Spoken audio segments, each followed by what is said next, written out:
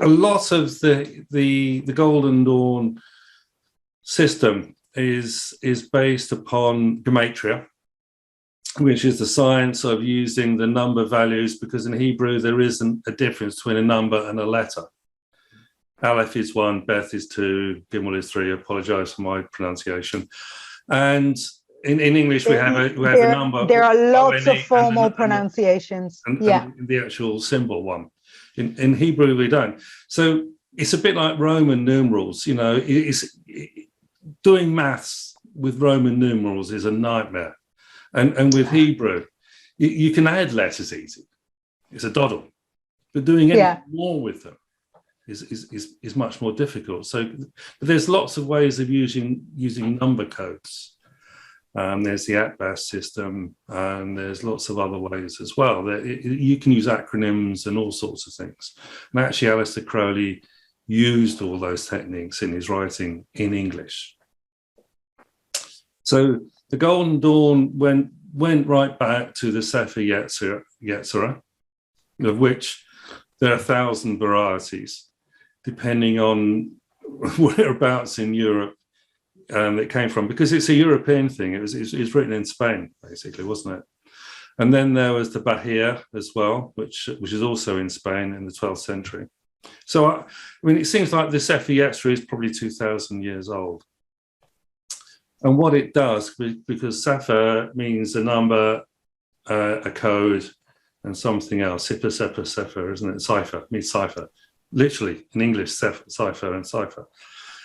So there is the Hebrew letters have a number, and the 22 Hebrew letters also have an astrological component as well.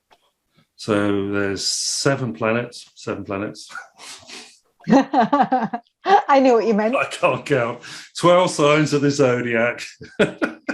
And 3 mother letters, Aleph, Mem, and Shin. Or elements. So this is, and they also actually went into the Greater and Lesser Hekkelot in the, there's some various Hebrew texts, and MacGregor Mathers wrote a book, Kabbalah Unveiled, which is, you know, the thing about the beard, the number of tassels and the beard and all sorts of things and stuff. Very, very deep. And this is written in 1880. And so they had this system embedded right from the start with the numbers and the Sephirot as well. And then there's a whole thing with the Tree of Life, because the Sefer Yetzirah doesn't define what the Tree of Life looks like. But there's the Netibut, the paths that go between them. So how do you join up these 10 numbers with 22 paths? And it wasn't until the 16th century that the people kind of got the idea of how to do it. And there's lots of different versions. But basically you can say, well, there's 3 horizontal lines, they're the mother letters, 7 vertical lines, and you can have 12 diagonal lines, which is, you know, it's a kind of purest way of doing it. Except, of course, the Golden Dawn didn't do that. They did it a different way. And so the horizontal lines aren't the mother letters and all sorts of things and stuff that go on there. But the Golden Dawn method, or the design of the Golden Dawn, is the one that we have now. It's standardized. Doesn't mean it's right. It's standardized. And if you don't know and understand that, you're not going to understand a lot of what are people doing in magic and tarot, because they've just kind of taken it from that and done things with it. It's like learning the highway code. That doesn't make you a good driver. It just means hopefully you won't get arrested.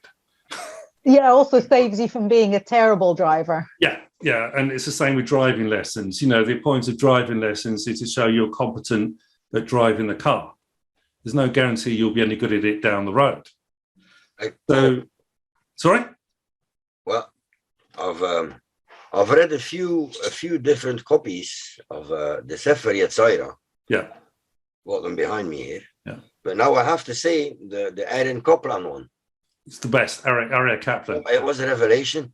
Yeah. It was, when you read that one, it's like a lot of the pieces of everything you read about Golden Dawn and all that fall into place.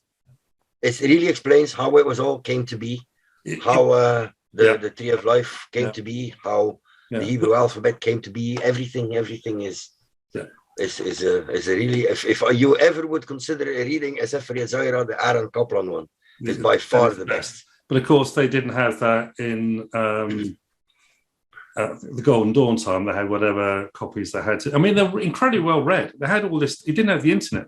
They had all this stuff, and they figured it all out.